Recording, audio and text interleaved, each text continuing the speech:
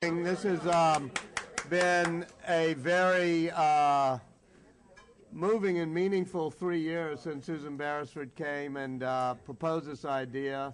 Charles Bailey and Susan Beresford are the heroes here, but it's been very important. As a student of foreign policy, I've always believed that America's foreign policy has to be based both on our strategic interests and our moral values.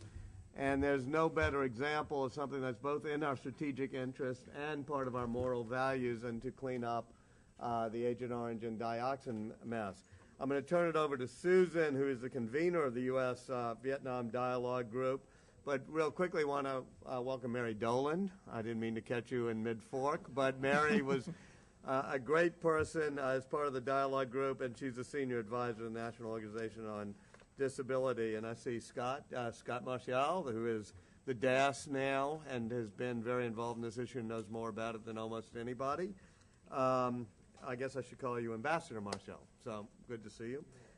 Charles Bailey, who I mentioned, who for 15 years of diplomacy and grant-making in Hanoi with the Ford Foundation and other places, but really got this going.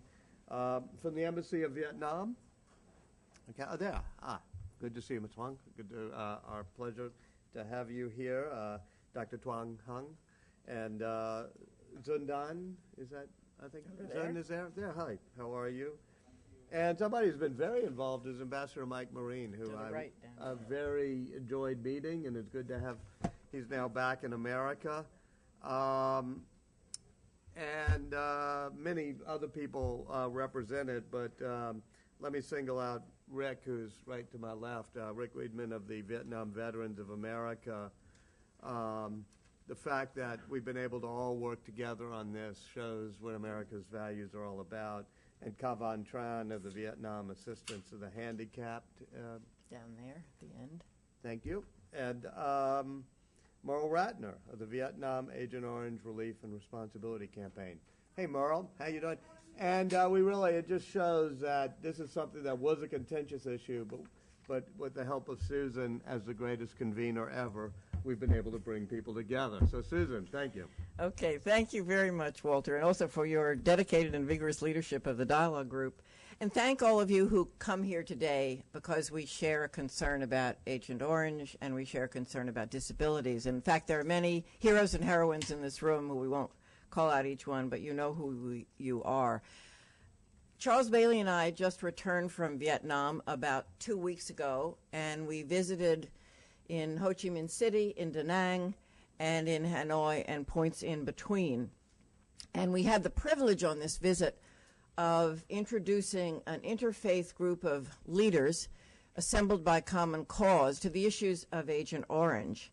They were a delegation that included Christian, Muslim, and Jewish leaders, and they were interested in exploring different ways that their faith communities and traditions could aid support to the efforts to get after this problem of Agent Orange in Vietnam. And I'd ask those who were in that delegation to just stand for a minute so we could identify who you are. Here they are. Wonderful. Terrific. We're very glad to have you here. And Richard Cizik, one member of the group, who is the president of the New Evangelical Partnership for Common Good, who has to leave for the airport very shortly. Wanted to just make a brief remark, and then I'll pick it up again. Rick. Thank you, Susan. Thank you all for allowing me just a word. When I was asked on the delegation to speak to some leaders there, I resorted to what is an evangelical habit, namely a three-point sermon. No, I'm not going to give a sermon, trust me.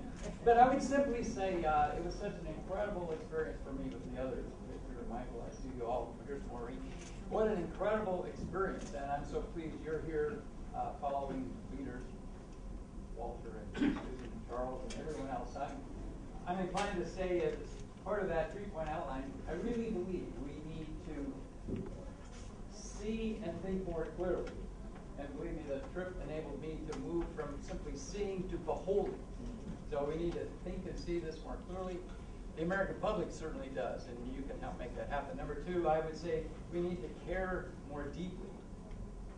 And one of my first experiences was in an orphanage, in effect, in which a young boy who I was standing next to caught my eye, and I reached out like this, and he reached out to me, and there was no altering what was going to happen. You know, he grabbed onto me and wasn't going to let go. And that was the start for me of an incredible experience. That young boy turned his head away when it was made clear I had to go. But you can imagine that emotion in that room that all of us felt, of young people who have been impacted by Agent Orange. That's what I mean by care more deeply. And lastly, I would say, in summation, if it's vision, you know, to think more clearly, strategy, to care more deeply, and lastly, it is the right tactics. I think this report, the strategy and the tactics that we're about here today, is what is needed. That is to act more boldly. And there's no way you can walk on the ground of Da Nang and know what's underneath your feet and not say we have to act on behalf of the planet. So I apologize for leaving. I just want to say thank you for enabling me to see more clearly. God bless you. Thank you, Rick, very much. I think for all of us, it was very significant to take this trip with an interfaith group. I quickly learned that whatever religious principles or backgrounds or ethical principles we are guided by, we are all moral beings with a conscience. We respond to suffering, and we participate in the struggles of individuals and communities for well-being.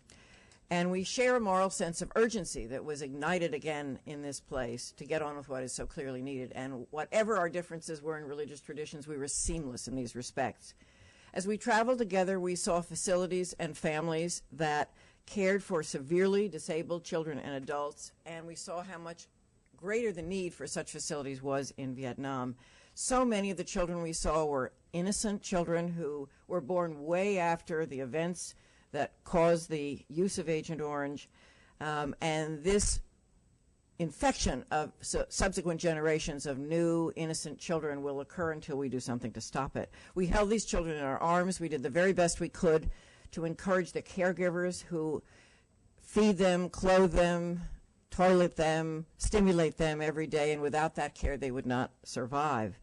We also saw less severely disabled people, young people often, who were working to build vigorous centers to build confidence among their disabled peers across Vietnam, confidence that would allow young people to persist in education, to go on and get good jobs, and to establish loving adult relationships that would sustain them over their lives. And they told us about the real need for these centers across the country, and also for their advocacy voice to be stronger, to ensure opportunity and respect for them in their society. And we promised to help them sustain their network of centers and the wonderful, inspiring young leaders who come out of them. We saw, as Rick mentioned, in Da Nang, the former U.S. Air Base, and the ways that much of the dangerous dioxin-laden soil had been contained, how the water carrying the soil had been now rerouted to a safe place, and how an infected lake had been walled off from the community so that people would no longer be swimming and fishing and bathing in this water and being contaminated. And we were very impressed by the scientific teams we met with who were committing themselves to the restoration of these kinds of areas and the prevention of harm. And we were extremely pleased to hear that the laboratory, a high-resolution testing laboratory that the Dialogue Group had helped raise money for, was now getting into the early stages of building and planning, and it is supported by U.S. foundations and the Vietnamese government. And it will allow Vietnam to do their own testing of soils and human materials and not have to send at great expense all these materials to foreign countries. Everywhere we went, we were welcomed and warmly welcomed by Vietnamese government officials at all levels. They clearly said they appreciated our determination to address this very sad legacy that haunts both of our countries. They supported our work and our work in a humanitarian partnership that has been so important, and they supported the Dialogue Group's plan of action. They urged us in particular to continue the partnership we've had of governmental and non-governmental organizations working on this issue. And they also encouraged us to work on communications issues and the public voice around this. And in that connection, I want to note that each of you has, I hope at your place, or we will give you shortly because they're here, a copy of a Washington Monthly special report on Agent Orange dioxin. So things like that are part of what we're going to continue to do. Our interfaith delegation got together at the end, and we affirmed 3 basic principles. The first was simply that the environmental and human health problems associated with Agent Orange dioxin in Vietnam can be addressed. The second was that this is really the moment to dedicate ourselves to do this in a humanitarian spirit. And that is because while the issue was very complicated and sensitive for many years in the past, we now have enough of a record of working together to show that this can be done in a partnership and in this humanitarian fashion that we've begun.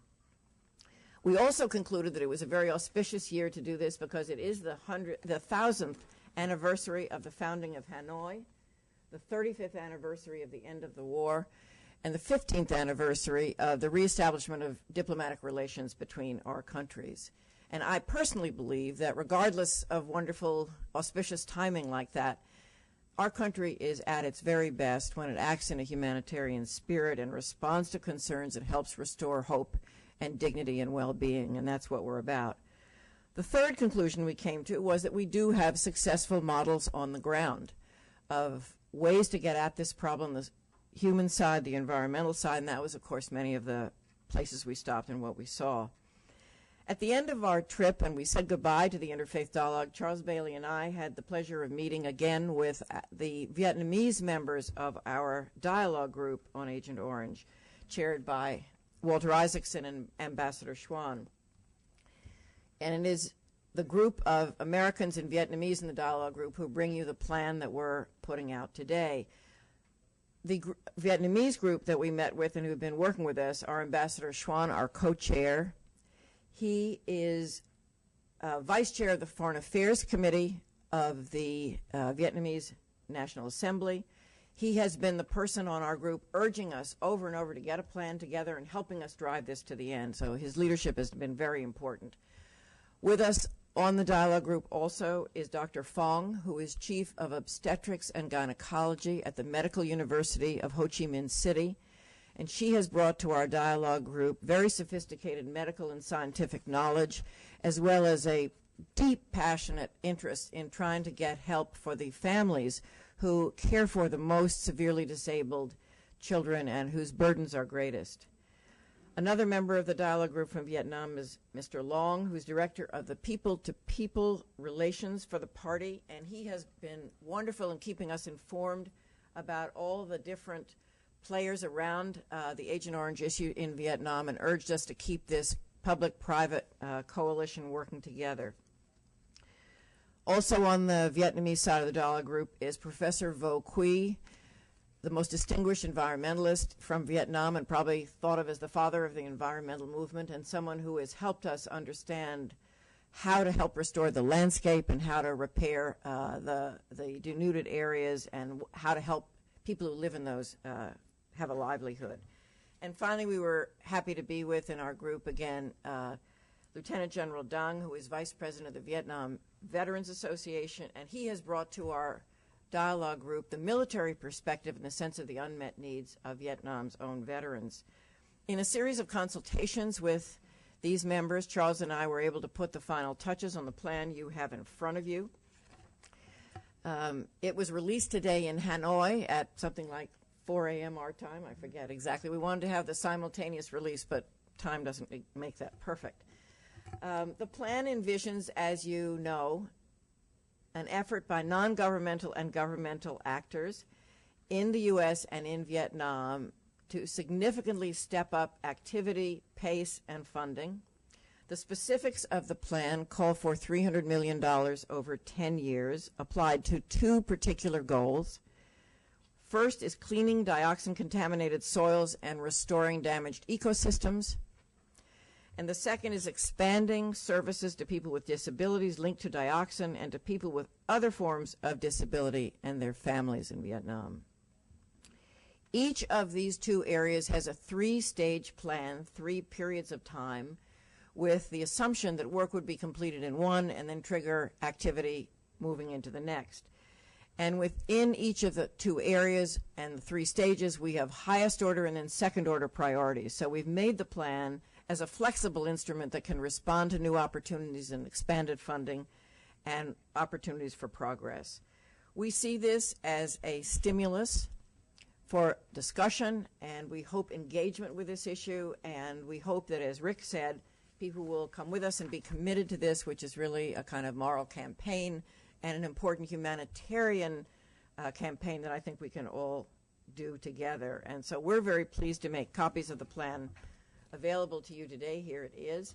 And I'll turn this back to Walter now. Well, thank you, Susan. Thanks for, Susan's made this a great mission of hers when she left the Ford Foundation after such a distinguished tenure. I think you said there were 1 or 2 things you wanted to just continue to do as a personal passion and mission, and so thank you. It's really, really important, and important for the country, important for history, what you've been able to do. Let me open it up for questions and whatever, and since it's a slightly shy group, I thought maybe I'd put Mary Dolan on the spot and perhaps Kavan Tran of the Vietnam Assistance for the Handicapped for your perspectives on this, and then once that's started, everybody will be less shy and ready to talk. So, Mary and Mr. Tran.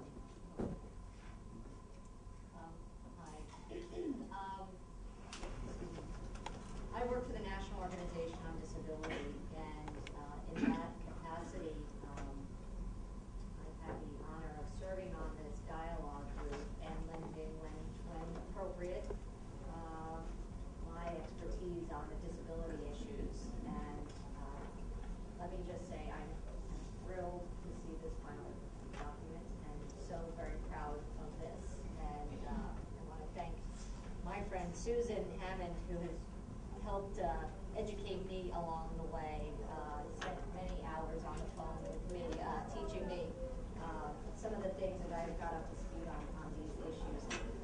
One of the things that I would call out that I'm particularly pleased to see is the opportunity for Vietnam to take a place of leadership on disability issues, and also for the United States to lend a hand towards that. One of the most important things that has happened in the international disability community in the past few years is the passage of the UN Convention on the Rights of People with Disabilities, which was a terrific document that was put together by people with disabilities as well as the diplomats themselves. Vietnam was an active participant. Vietnam signed the treaty and has ratified the treaty, and hopefully someday the U.S. will do the same.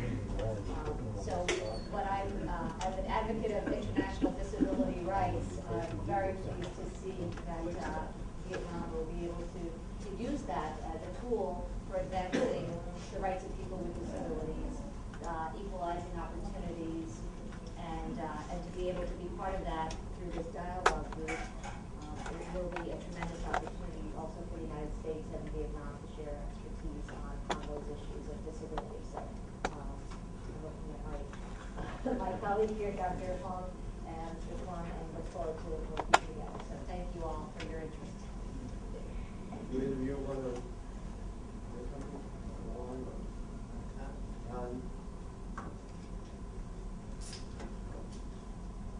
Dr. Wong, is there something you'd like to add? My name is, excuse me. My name is Ngo Quang, and I'm in charge of congressional affairs at the embassy. And today, I represent another forum at this roundtable. And first of all, I have to say that we at the embassy and influence people in Vietnam are very experienced to see the plan action.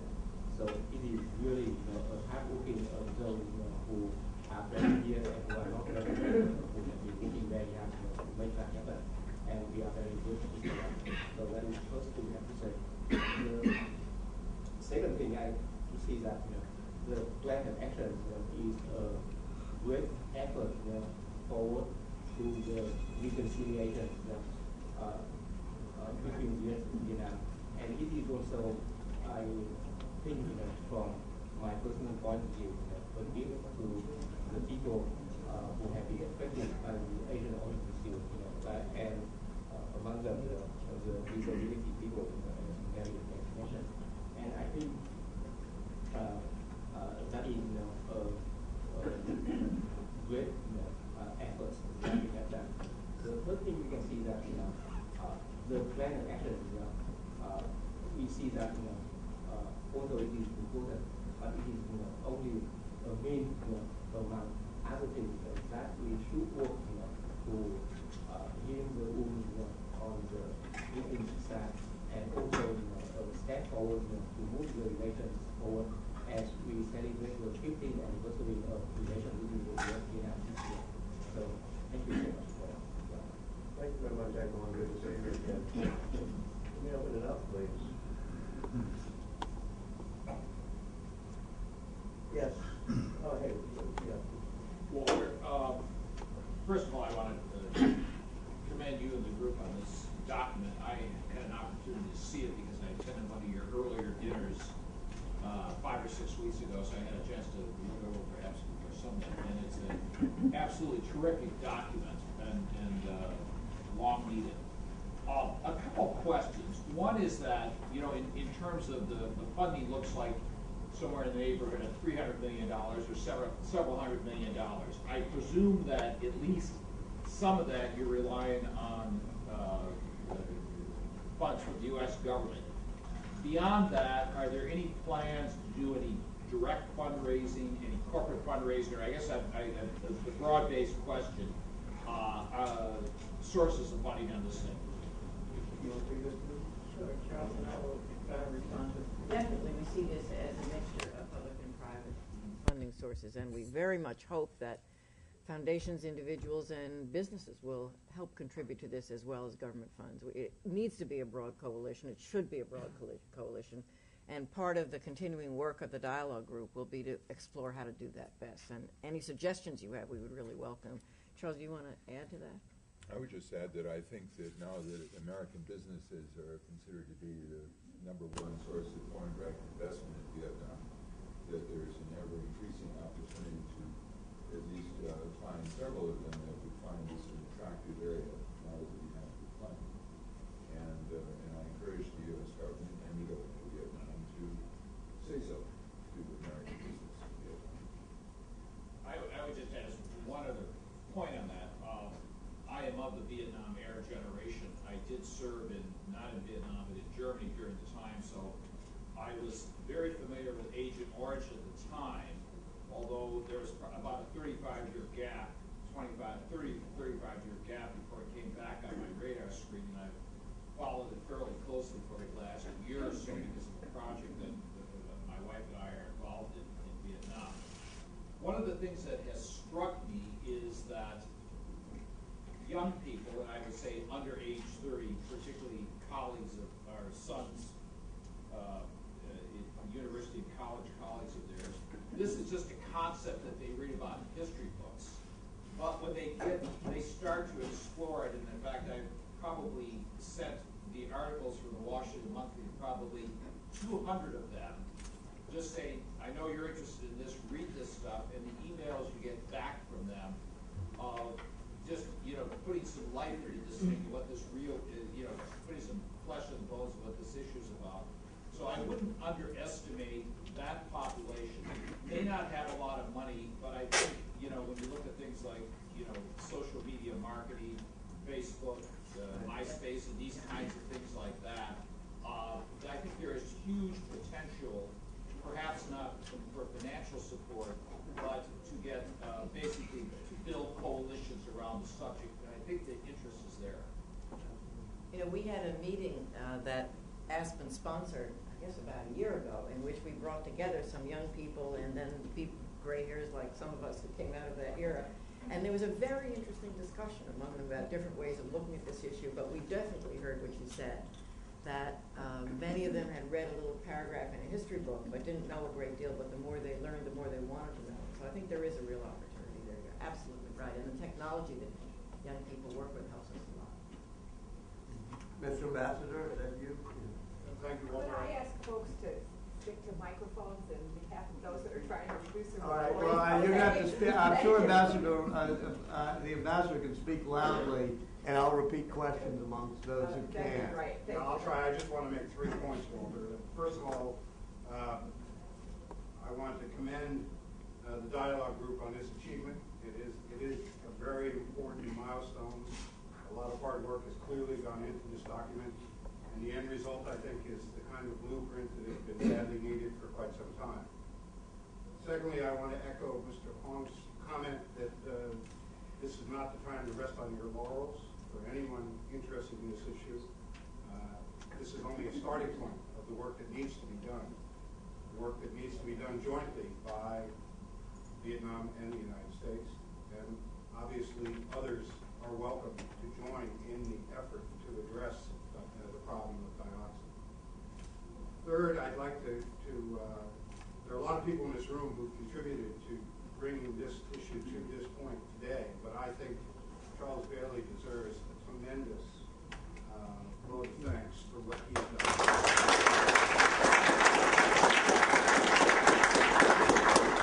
I can recall when I first got to Vietnam to take up my duties in the middle of second half of 2004, the issue was dead. It really wasn't moving at all. In fact, if anything, it was going backwards. The one person who held firm and with good faith to the effort was Charles. And I want to thank you again, Charles, for everything you've done. Thank you. And perhaps I could turn it to Charles, because in some ways somebody should do the same type of paean to the ambassador, who was also there for a long time when we needed it. So I'll give that honor to Charles. Well, thank you. I didn't expect this, and thank you, Ambassador, but it is just the latest demonstration of how our ambassador in Vietnam, Michael Marine, played a very critical role at a time when both sides were, as the saying goes in Vietnamese, he speaks duck, she speaks chicken. Yeah. And that is, they weren't communicating.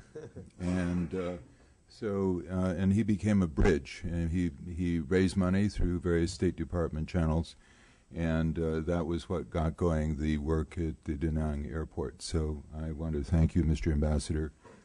Without you and without that work in Da Nang, and without your being there when President Bush made his visit in 2005, we probably wouldn't be in this room today talking about this plan. Thank you.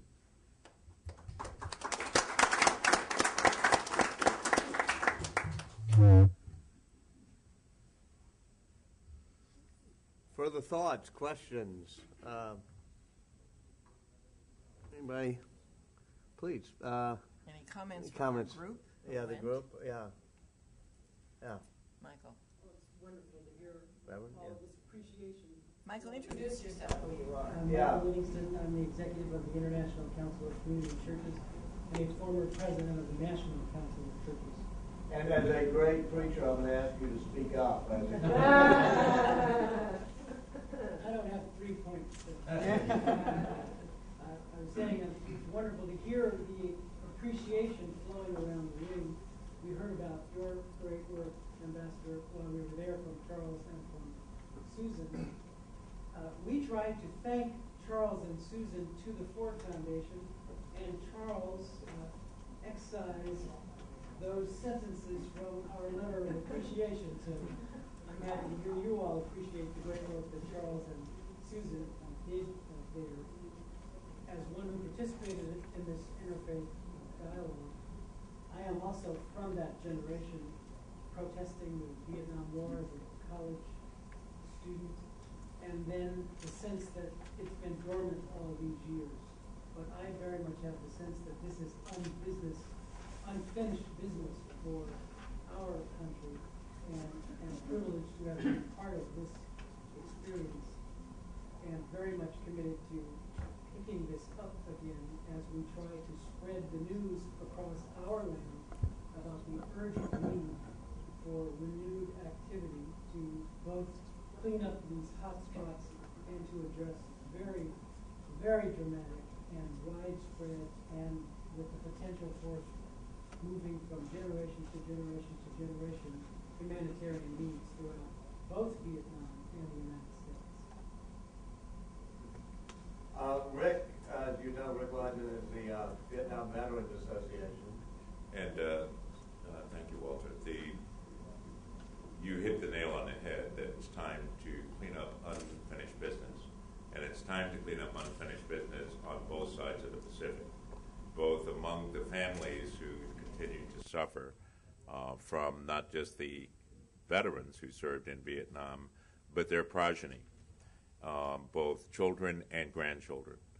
There aren't any good studies, epigenetic studies yet, so people are trying to say that there's no problem with the grandchildren, but our anecdotal evidence is so overwhelming that what we need now is U.S. government-funded research to look into the genetic impact that just keeps on giving pain generation after generation, not just among Americans who served in Vietnam, but we have no doubt that it's among the Vietnamese who still continue to live there and in many cases return to their village in the north, and yet, even though there's no dioxin in the environment, they continue to have disproportionate number of birth defects and disproportionate number of chronic diseases in an incidence among young people, less than 20, that is far out of proportion to what one would expect in a general population. And it's true on both sides of the Pacific. We're making a little bit of traction with this administration, and we're getting a little bit of blowback from Senators McCain and Webb. But that's good because it will give us the opportunity. One thing that Vietnam Veterans of America has never backed down from in 30 years is a hell of a good fight. And Agent Orange is and correcting the wrongs to those who suffer on both sides of the Pacific is a good place to make that stand. So I thank Ford, I thank the U.S. Vietnam Dialogue Group, and I too want to commend Charles and Mike Marine for their calm efforts. 2005 was a very strange time, and we went to Hanoi to try to figure out what was going on because everything was stuck. And what we found was Charles getting things unstuck at that point. And it's been an interesting journey, but it's been a real case of non-governmental statecraft working. So thank you, Charles. Thank you, Rick. Now, just add a point out. One of our last meetings of the interfaith group was with, one of the last meetings of our interfaith group was around the science. And it was interesting to us that the Vietnamese scientists we were meeting with expressed an interest in working collaboratively with American scientists to understand better all these genetic issues that are arising, and certainly that opportunity for scientific cooperation between our two countries as we wrestle with this problem is something we really ought to pick up on, I think. Mm-hmm. Yeah, and I'll pick up on something that Rick said, which is at the Aspen Institute, we've always been interested in a role that private and non-governmental actors can play when things get stuck, and understandably stuck, in a political or governmental process. I think one of my old heroes, Ben Franklin, invented that model of, public-private partnerships. But this is a good example of that because there were things that governments could not do or say or admit, but everybody wanted to resolve the problem without it boiling down to that. And I think Charles leading the way, but the rest of us following really in that wonderful model, it gave us something we've been doing. As Susan knows, we do this a lot at the Aspen Institute with our U.S.-Palestinian or U.S.-Lebanon dialogues and others. And it's been good. I also want to say it's been very good working with the administration, working at the State Department. I know Scott doesn't want to speak and can't come out and speak for the State Department, but I want to give a shout out to him because he and Kurt Campbell have been, Kurt used to run the Aspen Strategy Groups. I used to work for Kurt, sort of, since he thought he was the boss of all of us around here.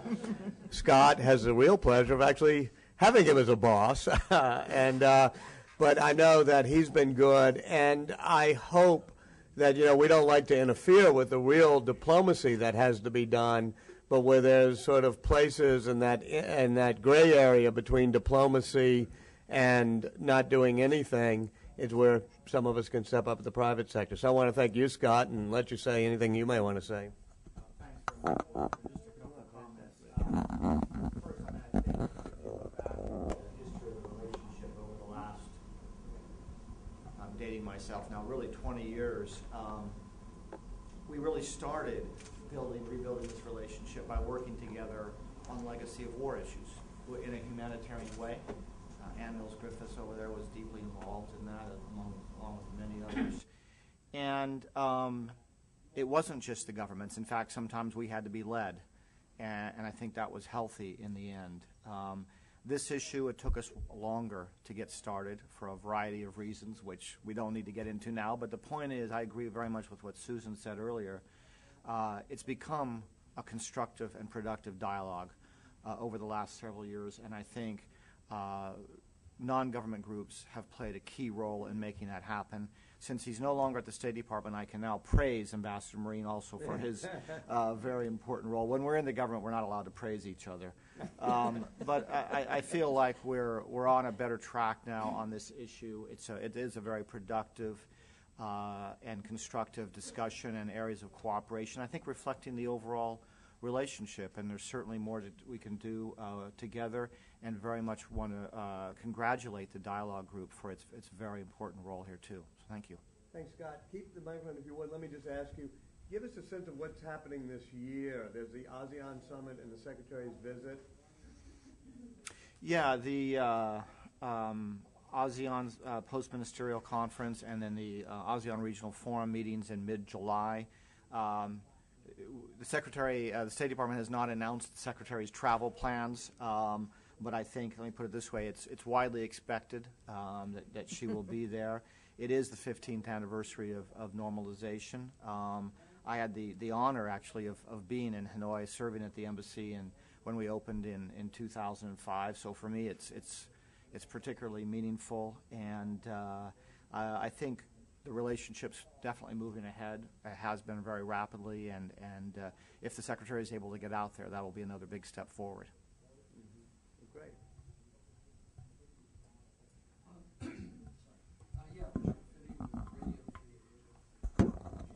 More about what's been accomplished in Da Nang so far. You did mention the polluted lake has been blocked off, but what other sorts of things have been accomplished? I'll respond to that. The Da Nang airport was one of 3 highly contaminated so-called dioxin hotspots. Dioxin is the poison of concern here as a result of the historical use of Agent Orange, the herbicide. There are 3 stages in cleanup of contaminated areas. The first is to measure, to find out where it is, where it's moving. That's been completed. It was completed about 2 years ago. The second is to do containment on a temporary basis to block the exposure pathways and to prevent it continuing to be a public health threat, while step 3, the destruction and cleanup of dioxin, is being planned. Stage 2, step 2, was completed in January 2008 with a series of engineering structures on the Da Nang airport, which severed the exposure pathways, and measurements subsequent to that showed that these interventions were successful on an interim basis. Stage 3 is going on now with money from the U.S. government. An environmental assessment has just been completed to identify which of several available technologies will be the most cost-effective in finally destroying the dioxin. Yeah, that's just the easy part.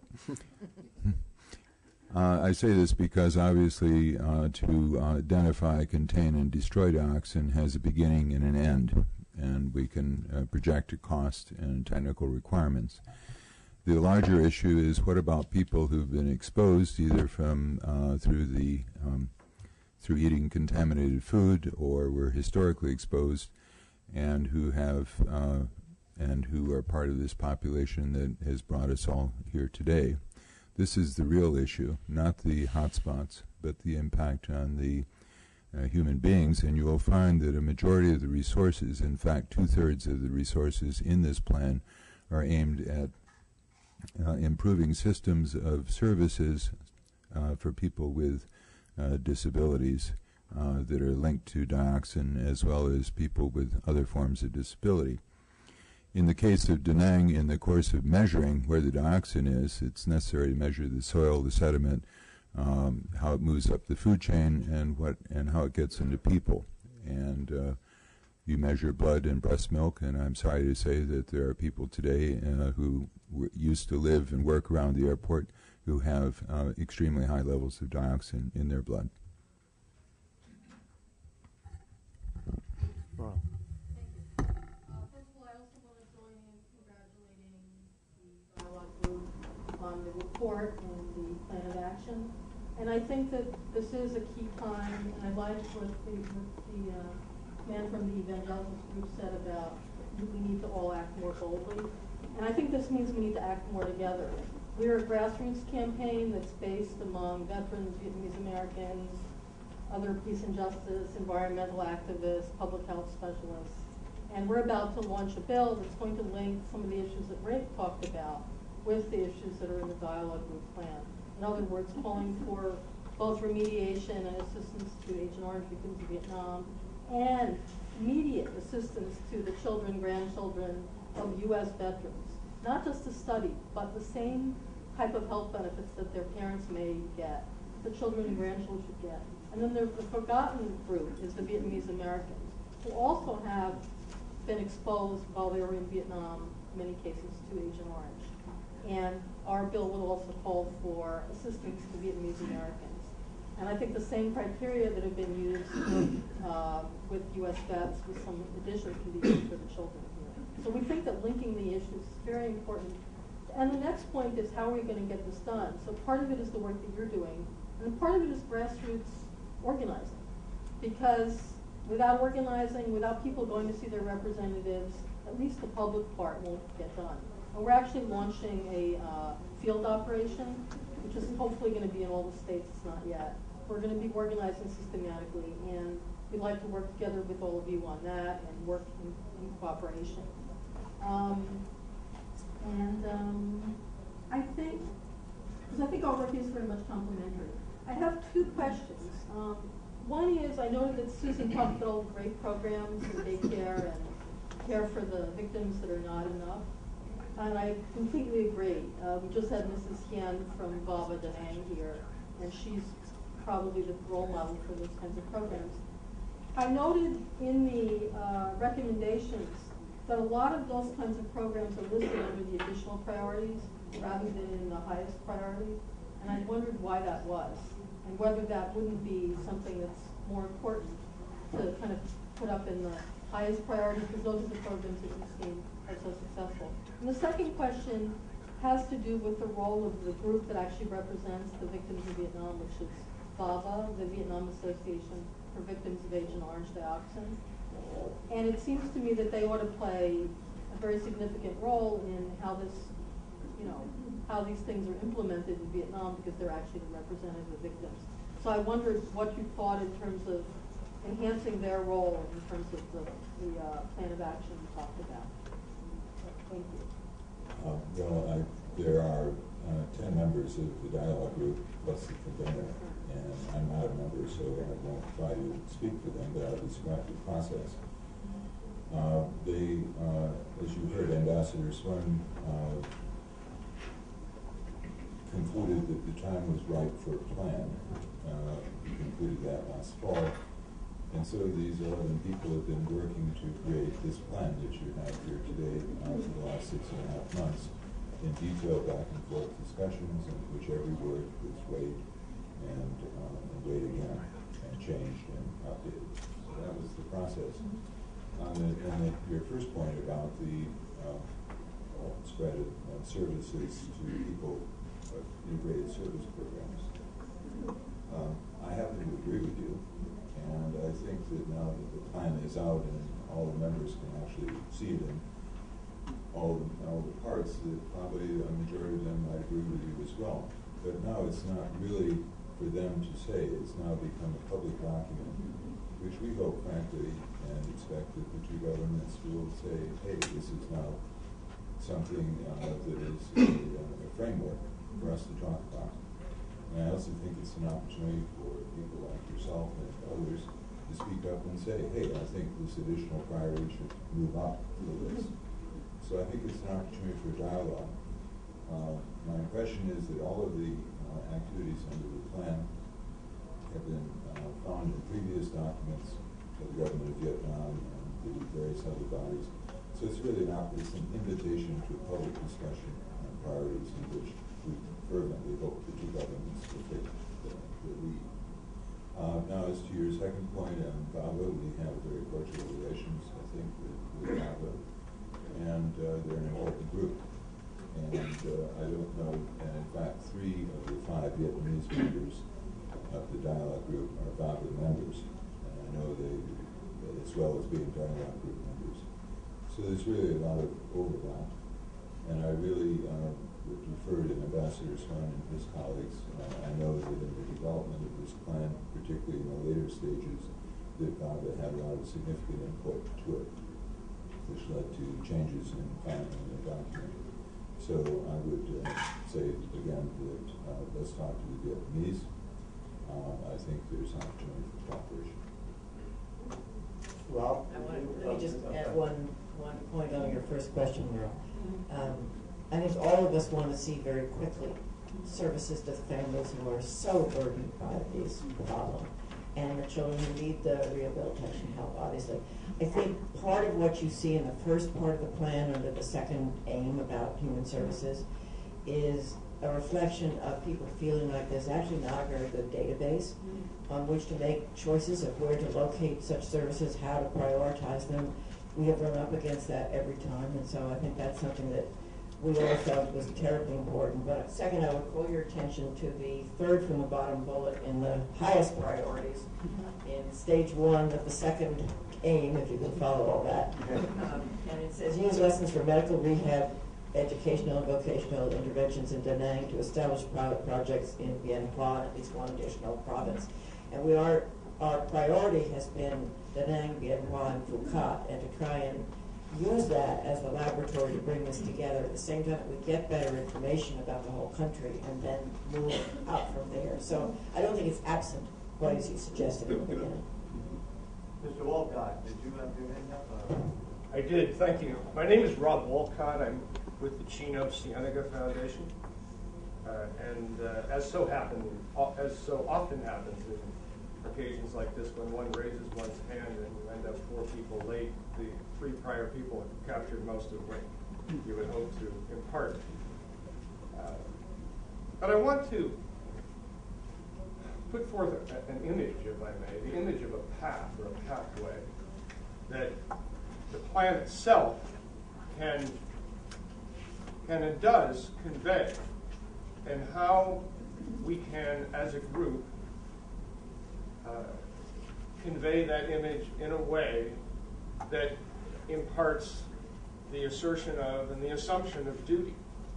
Duty that is itself grounded in the conscience that so many institutions need to exhibit in order to really step forward with the kinds of resources we're talking about. It's serious money addressed to a serious topic, and we're way beyond the 2 million, 5 million, 10 million kind of thinking. It's going to take this type of serious money. And by having a notion of a pathway, and by having a kind of almost Klieg light, which is nearly what that does, shine upon that pathway, and if we take it on as a group to make sure that that light remains there and signals the accountability, the duty, I think it can be very, very powerful. And one gentleman earlier referred to Charles's, my word, relentlessness. And I think we need to adopt a mindset of relentlessness here, because it's going to take relentless recognition of and advancement on the pathway that this plan lays out to do it together, as was noted here. But it's this commitment to relentlessness that I think is so important. Well, that's a very important exhortation.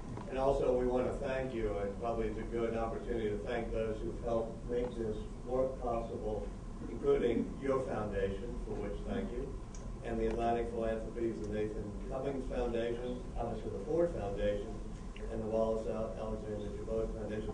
You want to tell us a little bit about the Chino Cienega Foundation? Sure. The Chino Cienega Foundation is actually a very modest foundation in scale.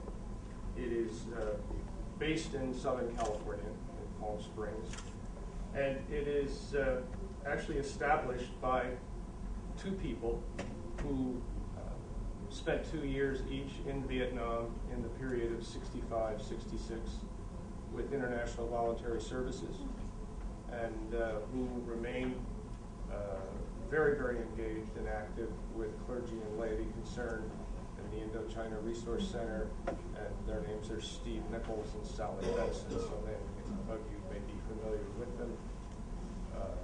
The resources come from the inheritance of land assets and water resource assets in Southern California, but Steve and Sally have committed really a very large fraction of those inherited resources to this type of activity, and Indochina in particular.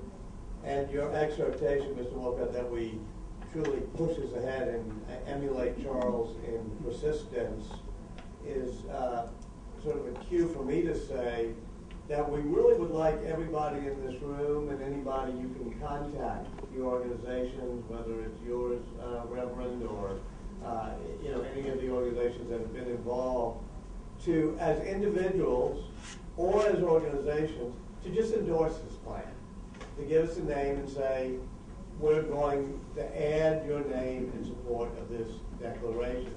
And I think to do so, you might want to come up just as we break, either to Charles, or I'm going to ask David Devlin Foltz, in fact, to raise his hand with the Aspen Institute, who's been managing this for us. And the more people we can say and put on the website, feel comfortable at this plan and endorse it, I think that will be the impetus towards persistence. I think it would be good to break up a bit if there's not more to say so that we can all talk informally. But let me end by saying that 3 years ago when you came, Susan, to these offices, you said, I have something I want to talk to you about. And I got all prepared, and I said, okay, Ford Foundation, Palestinians, whatever, what do we have? U.S. education, K through 12, New Orleans, because I was very involved in the rebuilding of the school system in New Orleans. And all of a sudden your passion started to flow about something major in history that had been relegated to a footnote in our consciousness. You've now helped resolve a historical issue. This is huge. Biden would have another phrase for saying that. This is a big deal.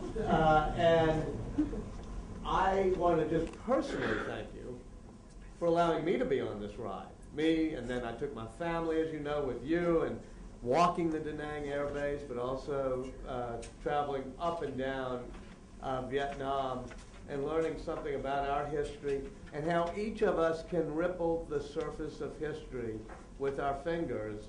You helped us understand that. So personally, I want to thank you, and as an American, I want to thank you. And I want to thank all of you all for being here, and invite you to stay coffee and cookies and to discuss this further in an informal way. Thank you very much. I just want to ask you a quick question. Is the document available on the web? Yes. It is. It's on our website. It's on our website as of right today. It is. Yeah, website. Thank you.